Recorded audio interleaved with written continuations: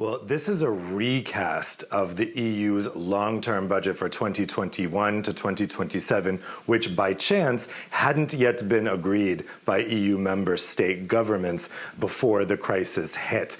So the Commission said, look, we still have this budget open. Let's use the budget in order to fight the coronavirus economic recovery. So they've inserted this recovery fund into the budget. Now, this is the thing that EU governments have been arguing about since the crisis started. The big thing causing controversy is whether it should contain debt mutualization, being called Corona bonds right now. It was called Euro bonds 10 years ago during the crisis. It's the idea that all EU states should guarantee each other's debt. 10 years ago, Germany was always very opposed to this, but last week there was a huge breakthrough. Germany ended its decade-long opposition to this concept of Eurobonds, this concept of debt collectivization, joined with France and came out with a plan that would involve the European Commission borrowing on international markets and then that debt being guaranteed by all 27 EU member states. But there's big opposition to this Franco-German plan that's coming from the so-called frugal four,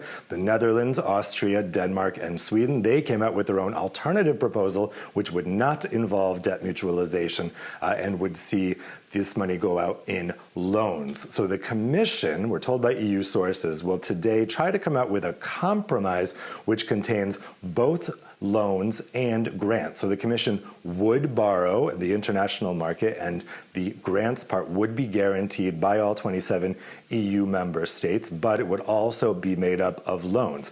And so we're probably going to see the Southern European states and France and Germany saying this is, well, at least France saying this is not enough grants. We need more grants. Italy in particular isn't comfortable with this money being put out in loans and having to be paid back. The Northern European countries will probably say this plan contains too many grants. We don't like it. And the Commission will say, well, this must mean we struck the right balance. It's a very classic Commission thing to say. But the key thing will be what the balance will be between loans and grants in this fund.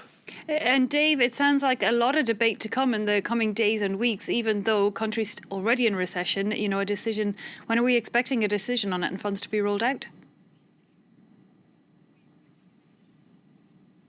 Yeah, the problem is time is running out. First off, logistically, because the current long-term budget runs out at the end of this year. So a new budget needs to be in place by January 1st. And of course, the money really needs to be available as soon as possible because countries are facing an economic crisis now.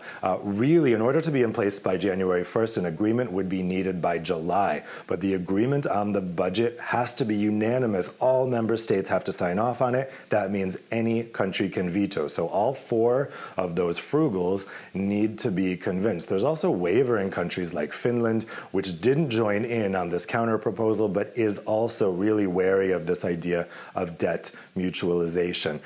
And of course, the fact is this fund is part of the big long-term budget, which always causes big controversy between member states. There is a reason the budget hadn't been agreed yet by member states before the crisis hit. That's because there's lots of controversial elements in it, and there was lots of horse trading going on.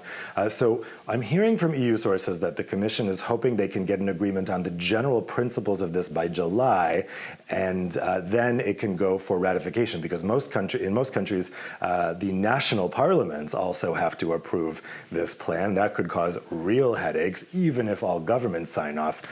So it's going to be tricky. The Commission is hoping for a fast approval, and they're hoping that EU leaders can meet again in person soon because this might be hard to agree over a video conference.